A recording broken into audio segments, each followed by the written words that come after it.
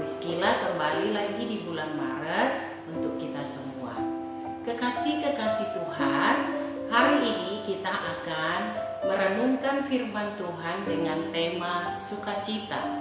Firman Tuhan yang mendasari sukacita saya ambil dari kitab Filipi pasalnya yang pertama ayat 3 sampai 5. Demikian firman Tuhan.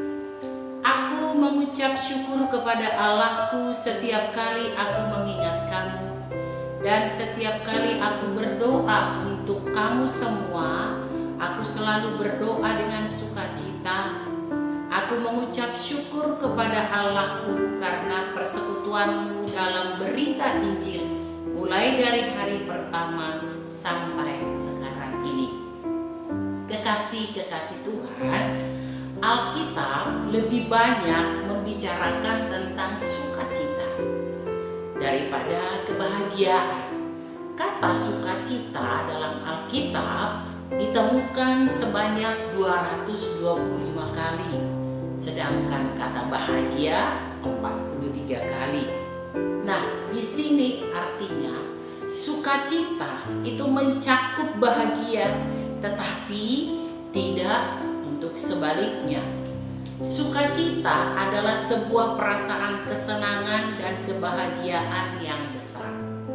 Kamus Besar Bahasa Indonesia menuliskan definisi sukacita adalah girang hati, kegirangan. Oleh karena itu, kekasih-kekasih Tuhan yang diberkati Tuhan Yesus, bolehkah izinkan saya bertanya, kapan terakhir kali kita didapati bersukacita? Kita tahu bersama bahwa sukacita itu adalah salah satu dari buah Roh Kudus. Seharusnya kita orang-orang percaya yang sudah berjumpa dengan Tuhan Yesus secara pribadi, kita memiliki sukacita. Sukacita tidak dipengaruhi oleh hal-hal yang ada di luar diri kita. Tapi sukacita yang sejati adalah dari dalam diri kita, karena itu adalah hasil atau karunia Roh Kudus.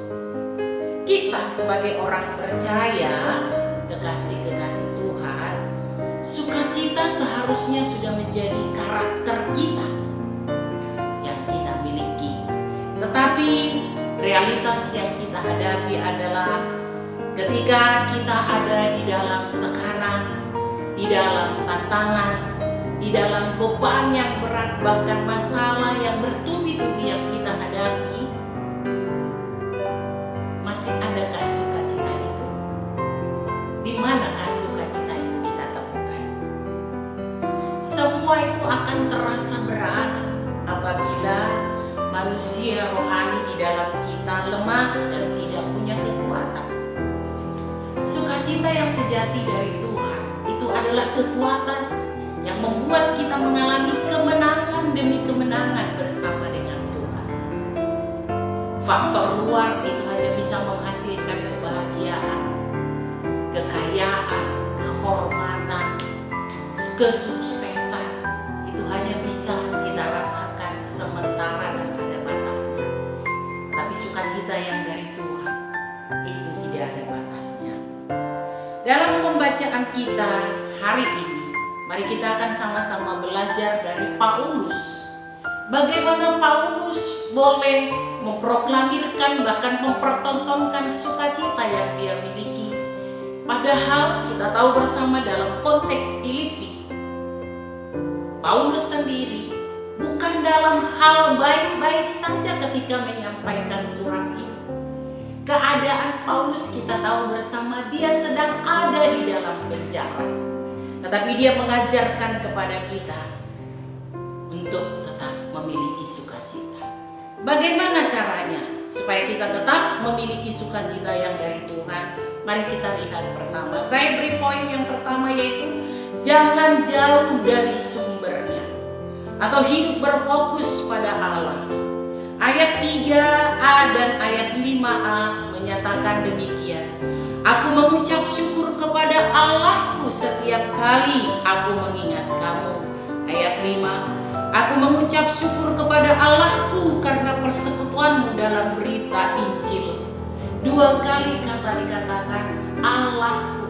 Itu mau menunjukkan bahwa Paulus sedang ada di dalam fokus dengan Tuhan. Kedekatannya dengan Tuhan, persekutuannya dengan Tuhan, pengenalan yang dalam dengan Tuhan. Itu sebabnya saya mau menyarankan kepada kita, awalilah harimu dengan syukur. Mulailah harimu dengan berjumpa dengan Tuhan. Izinkan Tuhan untuk terus menjamah dan memenuhi sukacita kita di dalam kehidupan. Kita tahu bersama bahwa pagi hari adalah waktu yang krusial yang menentukan kualitas hidup sepanjang hari itu yang kita jalani.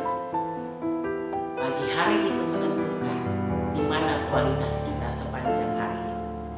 Yang kedua, kekasih-kekasih Tuhan. Poin yang kedua yang diajarkan oleh Paulus kepada kita, jalanilah hidup yang berdampak. Dalam artian hidup memperhatikan orang lain.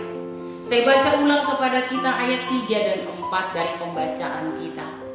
Aku mengucap syukur kepada Allahku setiap kali aku mengingat kamu. Dan setiap kali aku berdoa untuk kamu semua, aku selalu berdoa dengan sukacita. Kita lihat Paulus di sini berdoa untuk kamu, berdoa untuk kita semua. Artinya Paulus tidak fokus kepada dirinya sendiri, tetapi dia lebih memperhatikan atau hidupnya berdampak bagi orang lain. Kita tahu bersama ketika hidup kita itu berdampak guna bagi orang lain, maka secara otomatis kita memiliki sukacita yang luar biasa di dalam perjalanan kehidupan kita. Sukacita dari dalam karena Roh Kudus itu adalah sukacita yang sejati yang diberikan oleh Tuhan. Oleh karena itu kekasih-kekasih Tuhan, sukacita itu adalah keputusan bagi kita anak-anak Tuhan. Khususnya kekasih-kekasih Tuhan, kita tahu bersama bahwa hidup ini penuh dengan tantangan, hidup ini penuh dengan masalah. Tetapi nyatakanlah sukacitamu di dalam Tuhan, bukan karena faktor luar, tetapi faktor dari dalam, karena Roh Kudus yang terlebih dahulu memberikan sukacita itu kepada kita. Kiranya renungan ini menjadi berkat bagi kita semua, dan kita tetap didapati memiliki sukacita yang dari Tuhan, karena itulah yang dirindukan oleh Tuhan bagi kita. Sukacita adalah pilihan, sukacita adalah keputusan, sukacita yang sejati memberikan kekuatan kepada kita untuk kita hidup berkemenangan. Tuhan Yesus memberkati.